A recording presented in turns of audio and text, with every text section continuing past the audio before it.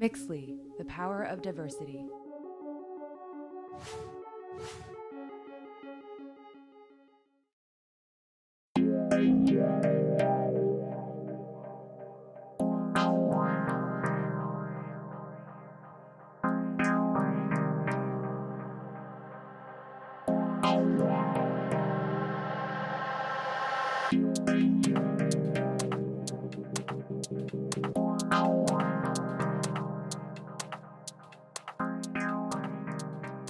Giant Robot came from, I think, my childhood enjoyment of Asian robots, or Japanese robots specifically, because I think when I was watching movies like Star Wars, they're robots, but they're like, R2-D2, like a trash can, you could push it over, right?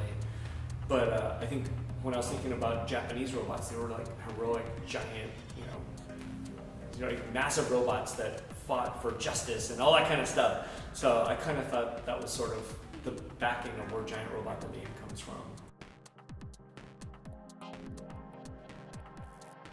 In the beginning, I thought it was going to be Asian people enjoying what we were doing. It was just like, I was like making this thinking, okay, these are going to be some Asian kid in San Francisco going, oh, this is cool. They really liked what we were doing.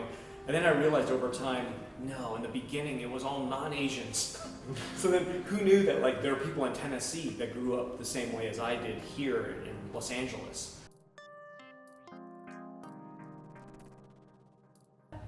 I think the challenges are to know where your history and where you come from, because over time, 2 generations down, it's so quickly forgotten, what people's struggles were and whatnot, and then all of a sudden it's like, you're living your own happy-go-lucky life, luckily in peace here. No wars on our soil or anything like that. I think if you look at it that way, I think it easily gets wiped out. You're watching, especially if you're into pop culture and internet, you're missing a lot of your own family history, for example, and I could already see it going away quickly. And I see kids now not looking at those things, and kind of taking it for granted also.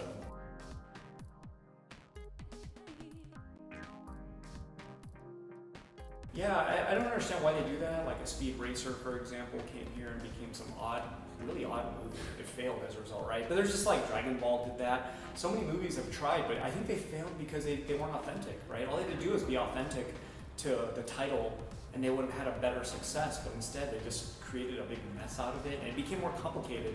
How do you explain these things? And I think the audience just isn't as dumb as they think. They're not just going to pay money and go just because the title's there. The true fans is where it all starts.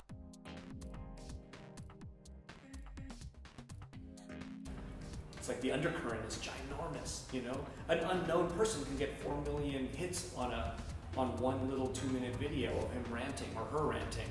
And who can do that? Very few people, but somehow YouTube turned it into a thing where no one can do it, and they could become someone. So it just shows that the undercurrent's actually huge, and maybe that, old Hollywood needs to pay attention to the undercurrent, which I think they're starting to do finally.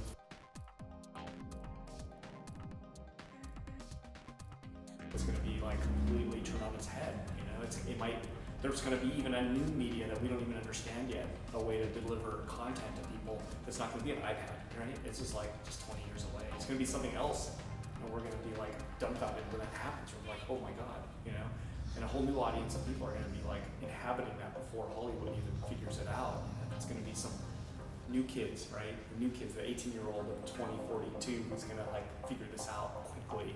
They're going to be the ones who maybe build it, and that's where media might be. Could be there in the hands of the new generation kid that we give birth to. I want to give a shout out to MMXLII, Power of Diversity. MMXLII.